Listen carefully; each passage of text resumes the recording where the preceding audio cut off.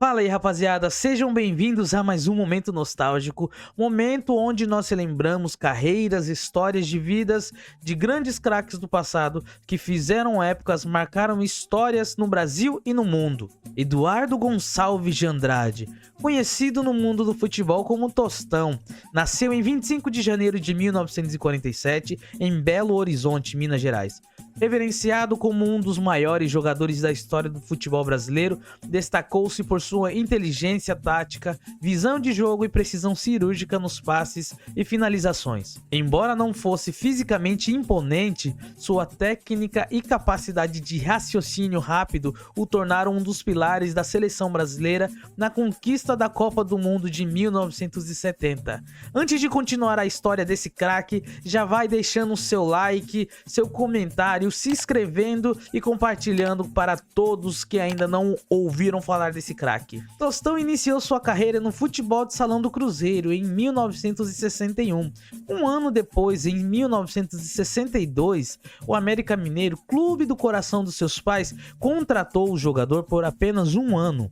No América Mineiro, Tostão rapidamente chamou a atenção do Cruzeiro, clube pelo qual se consagrou. Sua chegada à equipe celeste em 1963 marcou o início de uma era dourada para o clube. Jogando ao lado de craques como Dirceu Lopes e Wilson Piazza, Tostão foi peça fundamental na conquista da Taça Brasil de 1966, quando o Cruzeiro venceu o poderoso Santástico, o Santos de Pelé e companhia, na final com um inesquecível 6-2 no primeiro jogo e 3-2 no segundo. Mesmo atuando no meio de campo, com a responsabilidade de armar as jogadas para os atacantes, Tostão é o maior artilheiro da história do Cruzeiro, com 249 gols em 378 jogos. Estabeleceu marcas no Campeonato Mineiro quando se sagrou o goleador por 4 edições seguidas, em 65, 66, 67 e 68.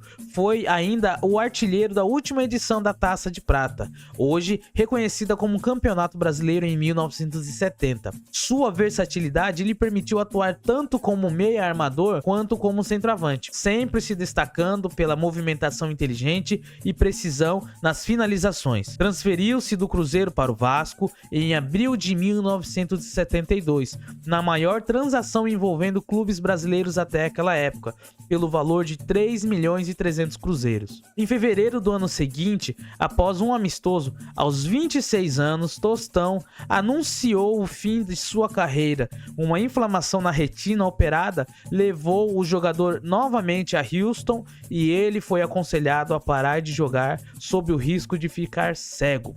Sem condições de continuar jogando em alto nível, decidiu pendurar as chuteiras e dedicou-se à medicina, formando-se em 1981 pela Universidade Federal de Minas Gerais. Posteriormente, tornou-se um dos mais respeitados comentaristas esportivos do Brasil, escrevendo colunas para jornais e analisando o futebol com a mesma genialidade que demonstrava em campo. Seu olhar crítico e profundo sobre o jogo influenciou gerações de jornalistas e torcedores. Tostão estreou na seleção brasileira em 1966 e rapidamente se firmou como titular.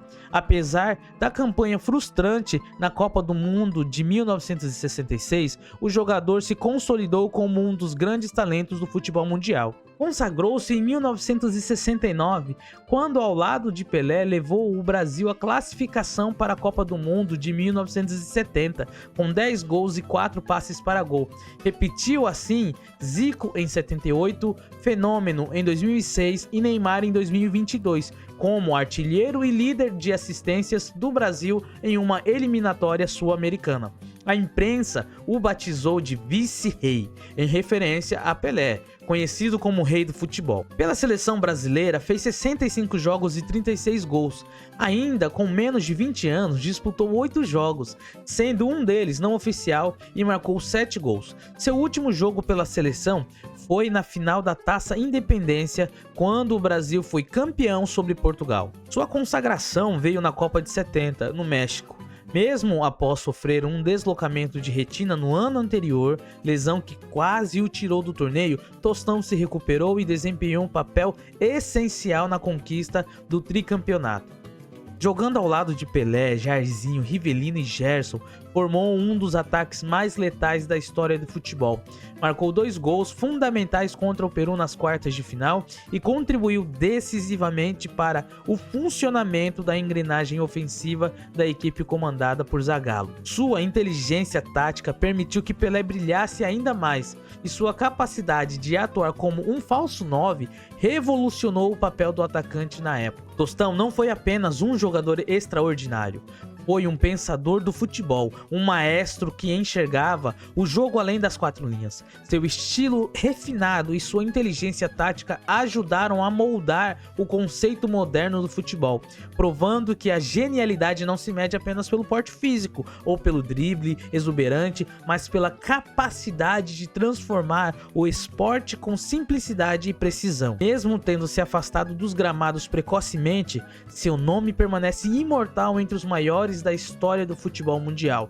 Na seleção que encantou o mundo em 70, ele foi o cérebro silencioso, a engrenagem perfeita de uma máquina que jamais será superada. Tostão não foi apenas um campeão, foi um arquiteto do jogo bonito, um símbolo eterno da arte e da inteligência do futebol. E é isso aí, pessoal. Muito obrigado por ter assistido até aqui. Se inscreve no canal, comente aí e compartilhe com seus amigos. Tamo junto, até mais.